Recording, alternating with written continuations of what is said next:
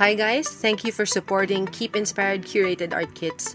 Today we are going to show you a video tutorial done by Julius for his artwork called Harbor. Before we begin, please make sure that you have all your materials ready, which comes complete in the kit that you have purchased. Your paints, your brushes, your palette, and of course the canvas/greeting card. Aside from these, please prepare a container of water for dipping in the scratch paper where you can swatch the paint, and some napkins for cleaning and drying. So let's begin.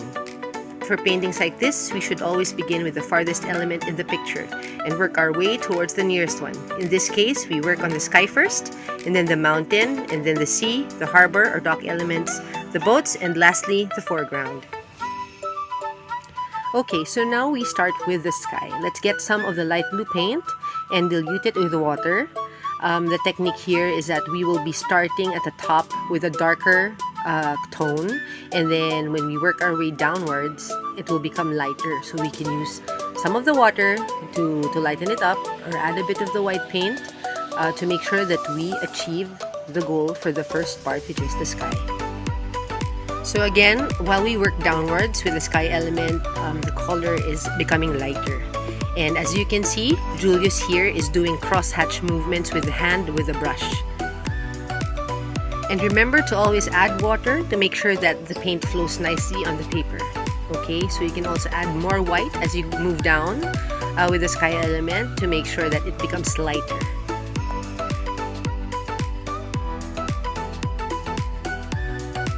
And now for the clouds, we'll get a bit more of the water and more of the white, and mix it with the existing light blue paint that we have left on the palette. And here, Julius is using small strokes to create the clouds on the sky. And now we move on to the lower part of the sky, which will have more clouds, but this time we will be using pure white paint. So as you can see, Julius is using the white paint directly onto the watercolor paper, and he's doing small strokes to create the clouds. And then we dab some of that pure white paint onto the other parts of the sky to create the highlights of the clouds. Just small strokes.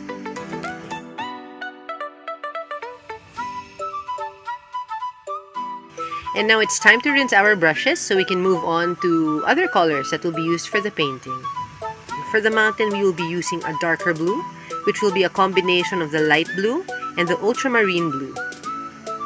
Don't forget to add water to make sure that your paint flows nicely on your paper. So we can start by tracing the outline of the mountain and work around that. Don't be scared to be painting over the sketch of the sails, because you can recreate that later. So for now, add more water to make sure that you can spread the paint on the watercolor paper.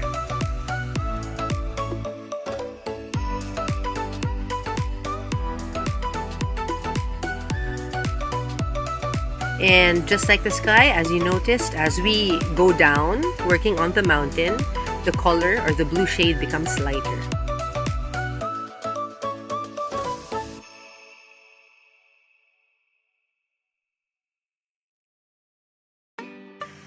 And right now, as you can see, we are using pure light blue paint to show the highlights of the mountain.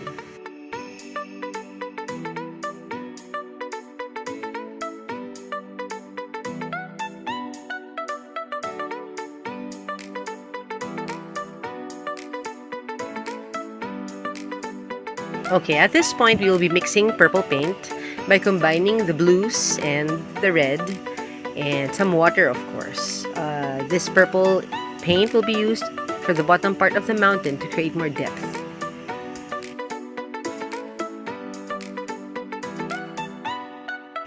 As you can see, Julius is doing crosshatch strokes.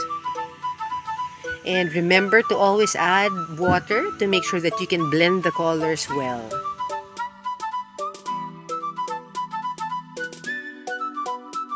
Here, we are also adding a bit of the light blue paint to blend them well. Okay, so now let's wait for that paint to dry while we rinse our brushes once again. Okay, so at this point, we will be working on the water or the sea by combining the light blue paint and the white paint. Okay, so we'll be mixing it with water until we get the correct consistency, and we will be doing horizontal strokes.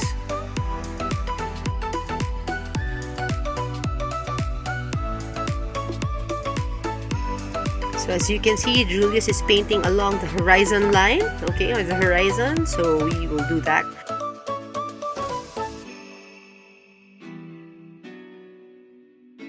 Okay, so let's proceed with painting along the horizon.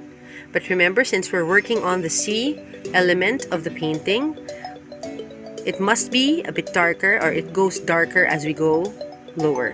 Okay, so we will be mixing in the darker shades of blue once we work our way towards the bottom of the painting. Okay, now that we've reached the middle part of the water element, the strokes will now be moving downwards.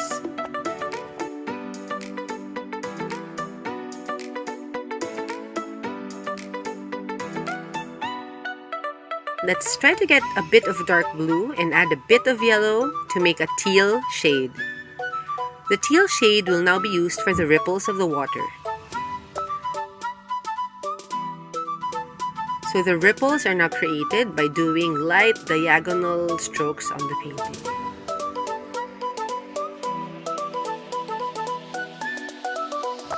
So now we will be mixing a bit of light blue and white paint. We'll mix it with water to create waves.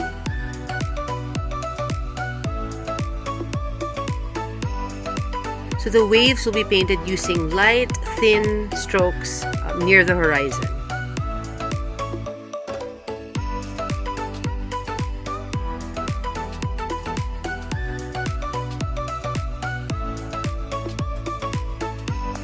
And now, using a clean brush, let's dip it in white paint and create small sailboats which are far from the shore. So here you'll see Julius using just white paint to create the boats with the sails with white paint.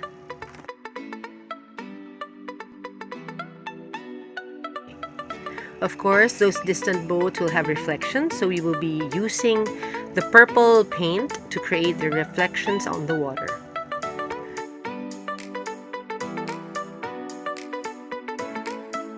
And now it's time for us to work on the bigger boats. So this will mean we'll be using darker shades. So we'll be mixing the dark blue with the brown, and of course some water.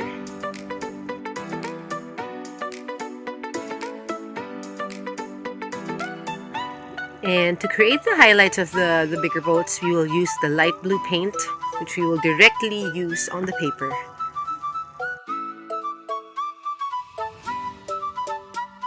And now for the sail of this bigger boat, we will be using pure brown and some water. So we start off with vertical lines and then add some diagonal ones to create an illusion of a triangular shape on the sail of the boat.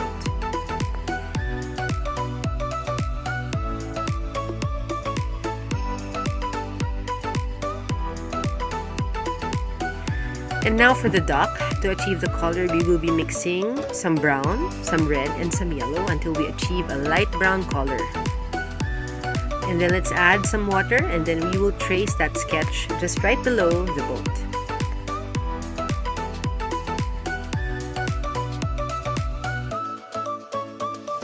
And then now we will be getting some pure dark brown paint and mix it with our existing light brown shade to create the shadows just right below the dock.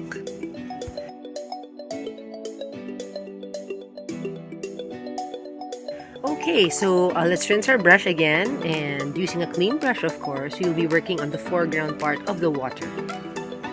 So for the foreground part of the water, we should be mixing a dark blue-green shade. To achieve that, we must mix blue, yellow, and brown. And don't forget to add some water. Okay, so right now we are filling in the spaces in between the legs of the dock, and we'll just fill it in with the dark blue-green shade that we've just created to create an illusion of the shadows of the dock.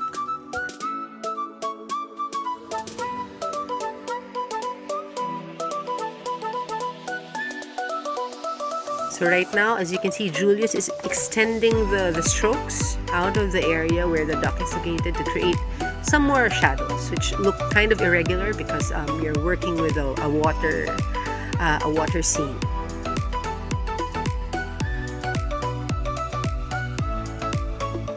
So at this point, we will be mixing in a darker shade of this current dark blue-green shade that we've created by mixing in more yellow, more blue, and more brown. So the darker paint will be used to create an illusion of the shadows. So here you can see Julius doing diagonal strokes using the darker paint.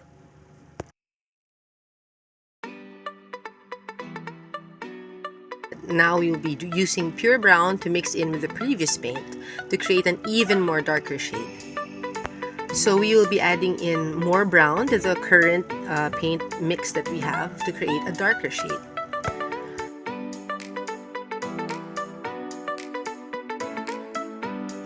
And now for the foreground boat, the color will be flesh.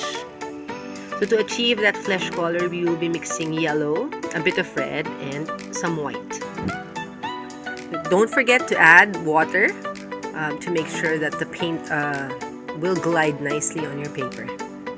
So for now, let's trace that flesh paint into the sketch of the boat.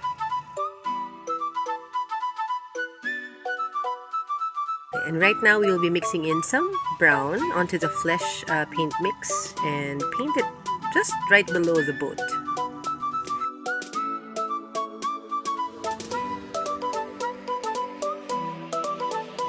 So right now we will be mixing a red-orange color which will go right in the middle of the boat, just like one straight line in the middle of the boat. So here you can see Julius mixing in a bit of yellow and a bit of red until he gets the correct shade that he likes, and then he will paint it directly onto the middle part of the boat. So now we will be creating the sail part of this boat by mixing in the existing colors that we have created previously. As you can see, it's a dark shade of blue that we will be using and painting vertically onto the middle part of the boat. So as you can see, we're just using very minimal paint, which means you can recreate this painting anytime. So with the existing mix, we added darker blue, which will be used as the shadow of this foreground boat.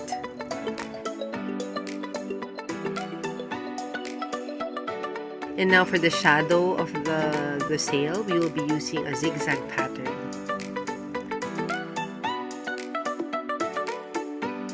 So now, using pure light blue paint, we will be creating highlights right in between the dock and the foreground boat. So right now we can add some of the final touches onto the painting using the light blue paint for the highlights and some more dark blue paint for the shadows.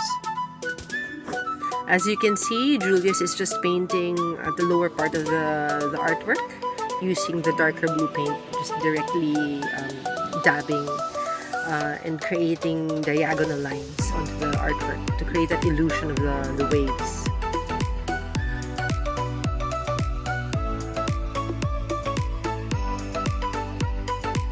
And right now, he is using pure white paint to create the highlights of the artwork.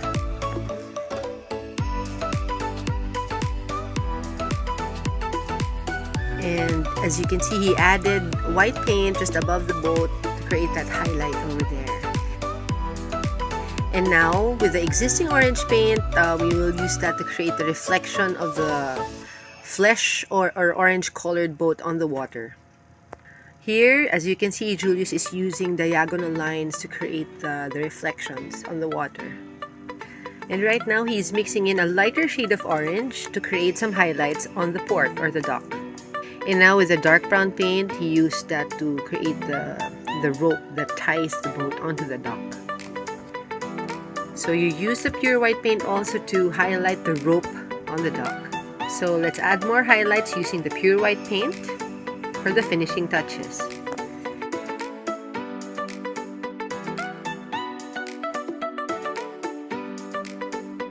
And now using a light blue shade, we will be creating seagulls on the sky.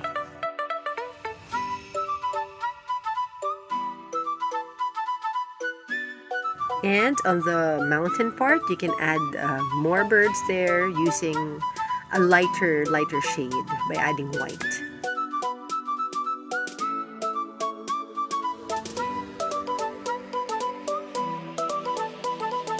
Okay, so we finally finished the artwork. This one is Harbor for Keep Inspired Curated Art Kits by Julius Legaspi.